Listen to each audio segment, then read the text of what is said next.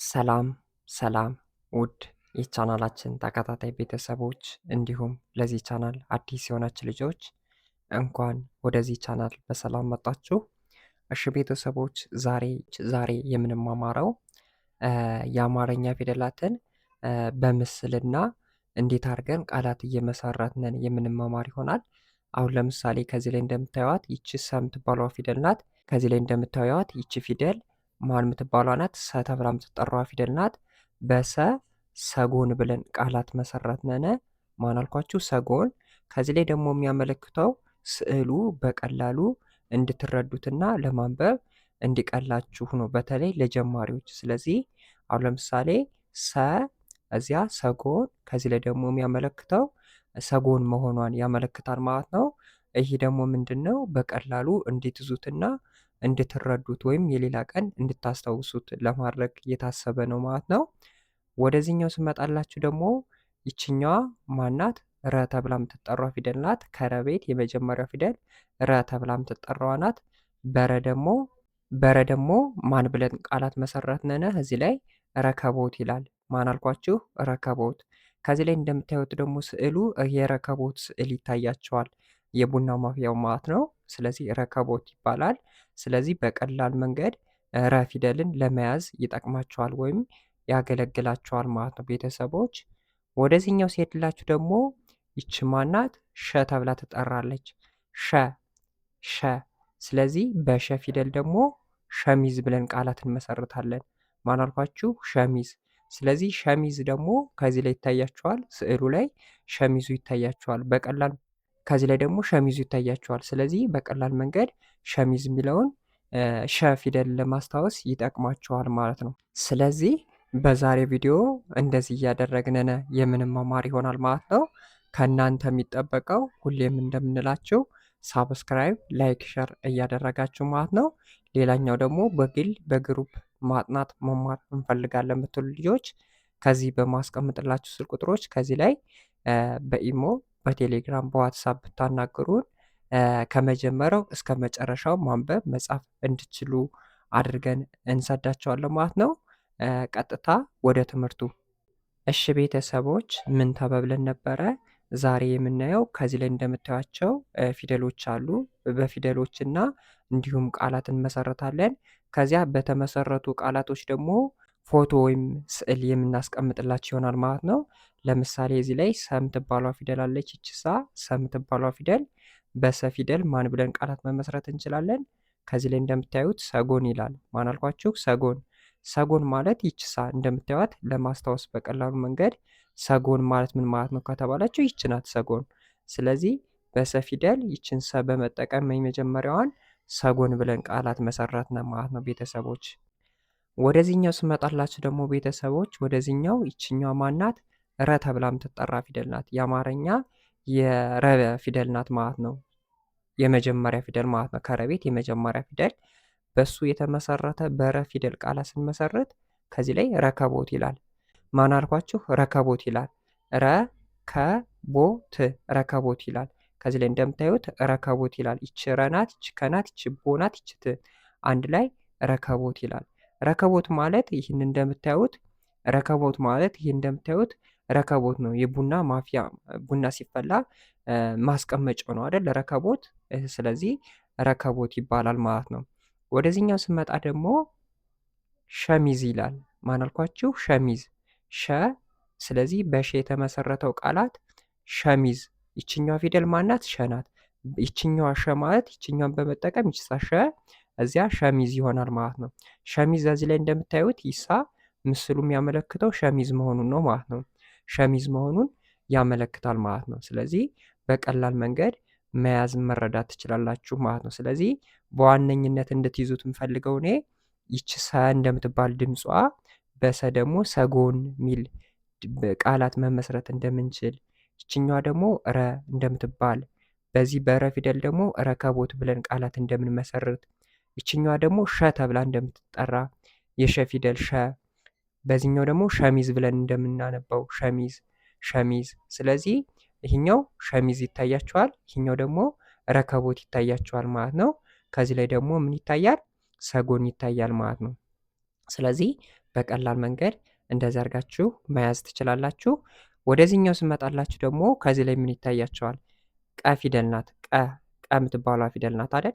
ቀ የምትባሏ ፊደል ናት። ማን አልኳችሁ? ቀ። በቀ ደግሞ ማን ብለን መሰረትነን? ከዚህ ላይ ቀበሮ ብለን መሰረትን። ማን አልኳችሁ? ቀበሮ። ቀበሮ። ያው ከዚህ ላይ እንደምታዩት ቀበሮ ትታያቸዋለች። ስለዚህ በቀላል መንገድ ቀ ፊደልን ለማስታወስ ቀበሮ ትዝ ይላችሁና ይህ ምንባቡ ሲነበብ ደግሞ ቀበሮ እንደሚል በቀላል መንገድ መረዳት መገንዘብ ትችላላችሁ ማለት ነው። ወደዚህኛው ስመጣላችሁ ደግሞ ይህ እንደምታዩት በግ ይታያል አይደል? ይቺ ፊደል ማን ናት? በ ናት። በምትባለዋ። ስለዚህ ይህ ምን ይላል? በግ ይላል። ማን አልኳችሁ? በግ። በግ ይሆናል ማለት ነው። በግ። ስለዚህ በቀላል መንገድ ይህኛው ቀ መሆኗን ማወቅ ትችላላችሁ። ይችኛዋ ደግሞ በቀ ቃላት መስርቱ ብትባሉ ቀበሮ ማለት ትችላላችሁ። በበ ደግሞ ቃል መስርቱ ብትባሉ በግ። ስለዚህ እያንዳንዱ ፊደሉ ጥቅሙ ምንድን ነው? መጀመሪያ በስነ ስርዓት ፊደሉን ከተረዳችሁ ካወቃችሁ ቃላት መመስረቱ ወይም መያዙ በጣም ቀላል ነው ማለት ነው። ስለዚህ ምንድን ነው ማድረግ ያለባችሁ? መጀመሪያ ፊደሎችን በስነ ስርዓት ያዙ። ከዚያ በኋላ በእነሱ ለማስታወስ ያክል አንዳንድ ቃላት ልክ እንደዚህ። እሺ ማጠቃለያ ያሰጣችሁ በዚህ ላይ በሙሉ ማጠቃለያ ያሰጣችሁ ምን መያዝ እንዳለባችሁ ማጠቃለያ ልስጣችሁ። ምንድን ነው ማወቅ ያለባችሁ? መጀመሪያ ፊደሎችን መያዝ ነው። ፊደሎችን ለመያዝ ደግሞ በስነ ስርዓት ፊደሉን መረዳትና በእያንዳንዱ ፊደል ደግሞ አንዳንድ ቃላት መመስረት። ልክ አሁን ለምሳሌ ከዚህ ላይ ሰብዬ ሰጎን እንዳልኩኝ፣ ረብዬ ረከቦት እንዳልኩኝ፣ ሸብዬ ሸሚዝ እንዳልኩኝ፣ ቀብዬ ቀበሮ ብዬ እንደመሰረትኩኝ፣ በብዬ በግ እንደምል ከተረዳችሁ ካወቃችሁ በእያንዳንዱ ፊደል ለማስታወስ ለመጥራት አትቸገሩም ማለት ነው። ለዚህ ደግሞ ይበልጥ ምስሎች ወይም ፎቶዎቹ ይነግሯቸዋል ማለት ነው። በቀላል መንገድ እንድትይዟቸው እንድትረዷቸው ከዚህ ላይ ያስታውሷቸዋል ማለት ነው። ምክንያቱም በብዛት በስዕል ወይም በእንትን ሲገለጽ የሰው ልጅ የማስታወስ አቅሙ ይጨምራል ይባላል ማለት ነው። ወደ ቀጣይ ልሄድላችሁ እስኪ። ወደዚህኛው ስመጣላችሁ ደግሞ አሁን በብዛት እዚህ ላይ የተቀመጡት ደግሞ ስንተኛ ፊደል ናቸው? ሁለተኛ ፊደል ናቸው። ከዚህ ቀደም ያየናቸው የመጀመሪያ ፊደል። አሁን ለምሳሌ የሰ የመጀመሪያ ፊደል እናያየን፣ የረ የመጀመሪያ ፊደል አይተናል፣ የሸ የመጀመሪያ ፊደል አይተናል፣ የቀ መጀመሪያ፣ እዚያ የቡ የመጀመሪያ ፊደል አይተናል። አሁን እዚህ ላይ የተቀመጡት ይችኛዋ ሱ ናት፣ ይችኛዋ ደግሞ ሩ ናት፣ ይችኛዋ ደግሞ ሹ ናት፣ ይችኛዋ ደግሞ ቁ ናት፣ ይችኛ ደግሞ ቡ ናት። ሁለተኛ ፊደሎችን ነው። ከዚያ በፊት ያየናቸው የመጀመሪያ ፊደል ሰ፣ ረ፣ ሸ፣ ቀ፣ በ የሚባሉትን። አሁን ደግሞ የሁለተኛ ፊደላትን የምናይ ይሆናል ማለት ነው። ተከታተሉኝ። ይቺ ማናት? ሁለተኛ ፊደል ከሰቤት ሱ። ሰን ተምረናል ከዚያ በፊት ቃላትን መስርተናል። ሰጎን ብለን አልመጣንም? መጣናል አይደል? ከዚህ ላይ ደግሞ ምን ይላል? ሱሪ ይላል። ማን አልኳችሁ? ሱሪ። ስለዚህ ሱሪ መሆኑን ለማስታወስ ከዚህ ላይ ስዕሉ ተቀምጦላችኋል። ሱሪ ይላል እዚህ ላይ ሱሪ። ወደዚህኛው ስመጣላችሁ ደግሞ ይህ ምን ይላል? ሩዝ ይላል። ማን አልኳችሁ? ሩዝ። ሩዝ ማለት ይሳ ከዚህ ላይ ሩዝ ብሎ የተቀመጠው ነው። ሩዝ። ስለዚህ ከዚህ ላይ እንደምታዩት ሩዝ ይታያቸዋል። በቀላል መንገድ ለማስታወስ ያግዛቸዋል ማለት ነው። ወደዚህኛው ስመጣላችሁ ደግሞ ሹ ይላል አይደል? ከሸቤት ሁለተኛ ፊደል ሹ ምን ይላል? ሹሩባ ይላል። ከዚህ ላይ ምንድን ነው? ሴትየዋ ሹሩባ ተሰርታ ይታያል ማለት ነው። ስለዚህ ሹሩባ ይሆናል ማለት ነው ቤተሰቦች። ወደዚህኛው ስመጣላችሁ ደግሞ ከቀቤት ሁለተኛ ፊደል ቁ ተብላ የምትጠራዋ ናት። ከቀቤት ቁ አንድ ላይ ምን ይላል? ቁራ ይላል። ማን አልኳችሁ? ቁራ። ይችው ቁ እዚያ ራ። ወደዚህኛው ስመጣ ደግሞ ቡ ናት። ይቺ ከበቤት ሁለተኛው ፊደል በን ተምረናል። ቡ አሁን ለምሳሌ ቅድም በግ ብለን መጠናል። ይችኛዋ ደግሞ ቡ ናት። በቡ ደግሞ ቡና ብለን እንመሰርታለን። ቡና ይኸው እዚህ ላይ ቡና ይታያል። ስለዚህ ምን አለ መሰላችሁ ቤተሰቦች፣ ከዚህ ላይ እያንዳንዱን በስነ ስርዓት ፊደልን ከለያችሁ በኋላ ከዚያ በእያንዳንዱ ፊደል ቃላት ማወቅ አለባችሁ። አሁን ለምሳሌ ሱ ማለት ሱሪ ብላችሁ ቃላት ከያዛችሁ በኋላ ከዚህ ላይ ደግሞ ምስሉን ስታዩ ፊደሉን የማስታወስ አቅማችሁ ይጨምራል። ሩ ማለት ደግሞ ሩዝ። ስለዚህ ሩዙን ምስሉን ስታዩ የሩ ፊደል ለማስታወስ አይከብዳችሁ ማለት ነው። ሹ ማለት ደግሞ ሹርባ ይሆናል። እዚህ ሹሩባ የተሰራች ሴትዮ ስታዩ ሹ የምትባለውን ነገር ታስታውሳላችሁ ማለት ነው። በጭንቅላታችሁ ተሎ ይመጣላችኋል ማለት ነው። ሌላኛው ደግሞ ቁ፣ እዚህ ላይ ቁራ ብዬ ቃላት መስርተናል። ስለዚህ ቁራ ደግሞ ከዚህ ላይ ስታዩት ትዝ ይላችኋል ማለት ነው። ከዚህ ላይ ደግሞ ቡ ፊደል የምትባለዋለች። ቡ ሁለተኛ ፊደል። ከዚያ በቡ ደግሞ ቡና ብላችሁ ቃላት ትመሰረታላችሁ። ያው ከዚህ ላይ ቡና ይታያችኋል ማለት ነው ቤተሰቦች።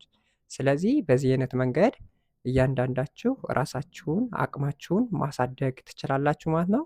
በቀጣይ ደግሞ ሌሎች ቪዲዮዎችን ይዘንላችሁ የምንመጣ ይሆናል። እንደነዚህ በግል በግሩፕ መማር ወይም አስጠኚ እንፈልጋለን የምትሉ ልጆች ከታች በማስቀምጥላችሁ ስልክ ቁጥሮች በኢሞ፣ በቴሌግራም፣ በዋትሳፕ ሀይ ወይም ብትደውሉልን ታገኙናላችሁ። በሌላ ቪዲዮ ውስጥ እንገናኝ። መልካም ጊዜ፣ መልካም ቆይታ